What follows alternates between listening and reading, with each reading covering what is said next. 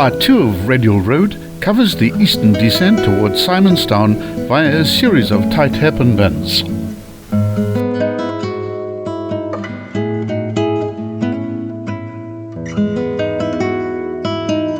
Along this south-facing section, there are a number of small laybys offering excellent views over the town, harbour, lighthouse and False Bay.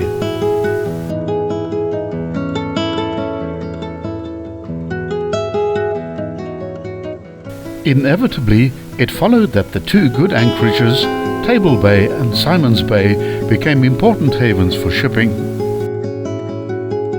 The dangers of the Table Bay anchorage during the winter months were quickly and forcibly brought to the notice of seafarers, but were tolerated when the calls were few.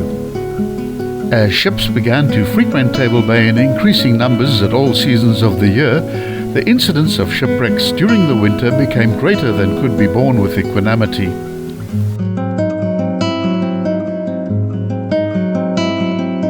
It was Simon van der Stel who named the bay the False Bay side of the Cape Peninsula.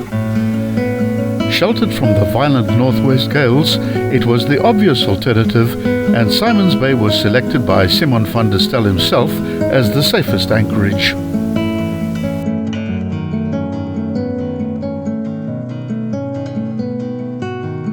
In 1650, the Dutch East India Company decreed that a permanent settlement should be established at the Cape to serve as a post for the replenishment of the company's vessels on the passage to and from the West Indies.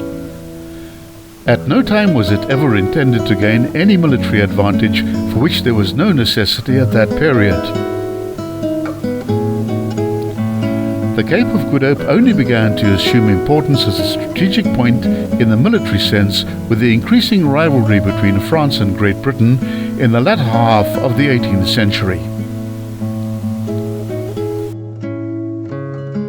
When Holland entered the War of American Independence in alliance with France and Spain against Great Britain in 1780, the British government had become aware of what a menace the Cape of Good Hope in the hands of an enemy could be to its trades with India.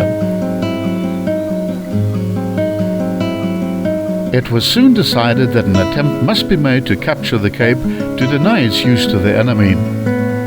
The first attempt, under Commodore Johnston, suffered so many delays that the French were able to forestall him and reinforce the defences to admit to a successful attack.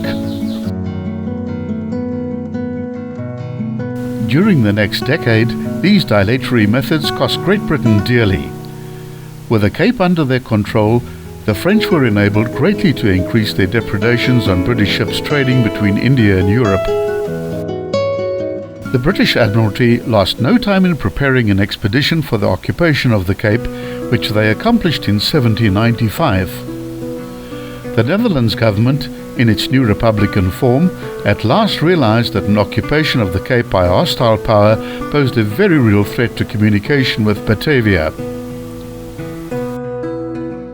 The naval authorities now had the leisure to give some time and attention to the consolidation of the base facilities. The removal of the whole naval establishment from Table Bay to Simons Bay and vice versa at 6 monthly intervals was manifestly inconvenient and costly. It had furthermore become clear to the experienced seamen of the Royal Navy that Simons Bay provided a safe anchorage at all seasons, which Table Bay did not.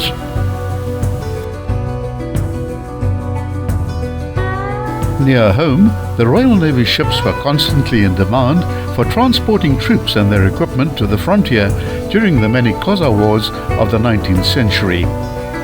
Algoa Bay, the Cowie and the Buffalo Rivers and Waterloo Bay provided convenient disembarkation points, and each was provided with a resident harbour master and boat crew. All had to be supplied from the main base at Simonstown. It was on short coastal journeys such as these that steam-driven vessels proved most valuable. The pass ends at the 7.8 kilometre point at an altitude of 5 meters above sea level.